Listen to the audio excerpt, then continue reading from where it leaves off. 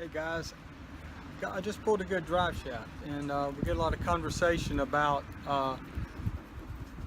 when they wear out and become loose, especially the rear CV joints. They'll cause the car to vibrate, and often people will chase a lot of different things, but it ends up being the rear drive shaft section. And as someone that sells parts for 19-20 years, I know there's a lot of demand for these. So this one's going out soon. But before it gets packed up and gets shipped off, I wanted to show you what one that's good looks like. So in the next segment, you'll see me turn the camera toward the drive shaft. Okay, so we have a complete drive shaft out of a 64 sedan DeVille, and we wanted to look at it and test the CV joints, especially the rear. Looking at it, it's a two-piece section, well actually three, if you include the center member support.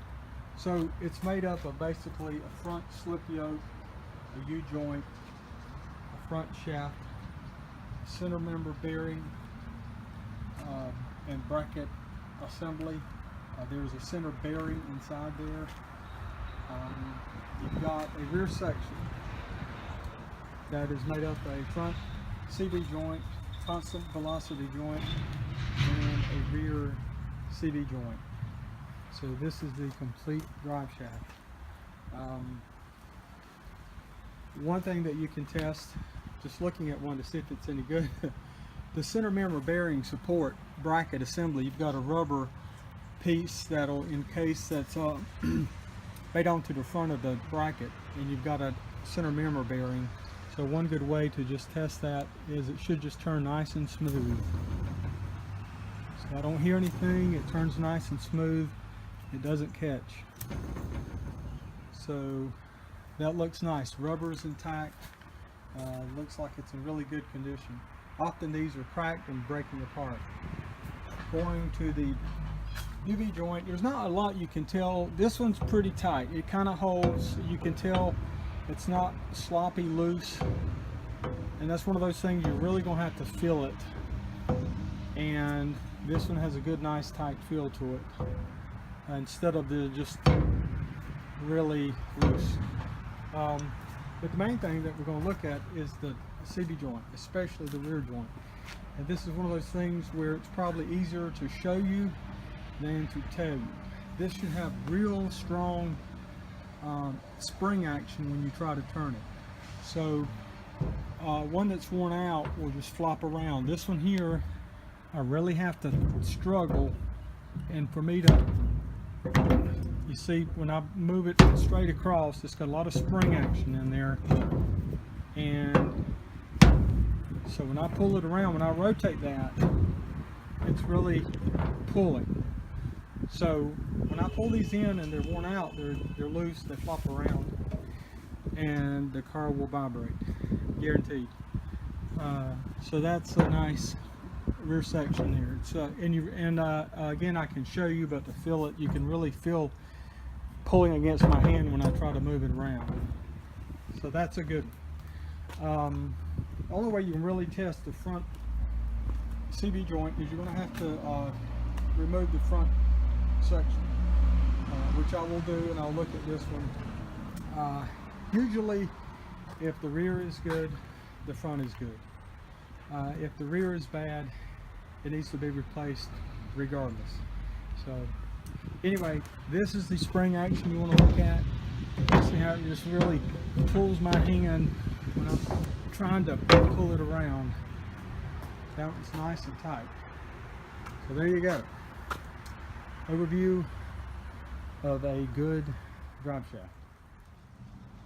On the front U-joint, I wanted to add, if you can pull it up and it will hold itself, if the front slip yoke will hold itself up, it's probably pretty good. It's probably pretty tight. Often they will just flop right down. This one's got enough resistance for it to hold itself up, which is a good sign that the front U-joint is good. Well, I hadn't planned to do this little segment, but I thought it might be helpful to show you how I take them apart. The center retaining nut is 1 3/4 inch, so you need a large 1 3/4 open-end wrench. Else, I believe there is a special tool to remove these, but I've always been able to get them with just a wrench. So the way I take them apart is I lock the rear section in with a crowbar. I run it through the back bracket section that will mount up to your pinion flange, and I stand on it. So, and I put the I pulled the front section as far back as it'll go, so I have plenty of room to work with. And then I take the hammer, a 5-pound hammer, and I knot the wrench on there as tight as it'll go. So then they'll usually just free right up. So at that point, I don't know how well this will do with me videoing. I will, once it's on there, then I can just, I've already loosened this one up, so it's just going to turn. So you can see that the nut is loose, and that's all there is to it.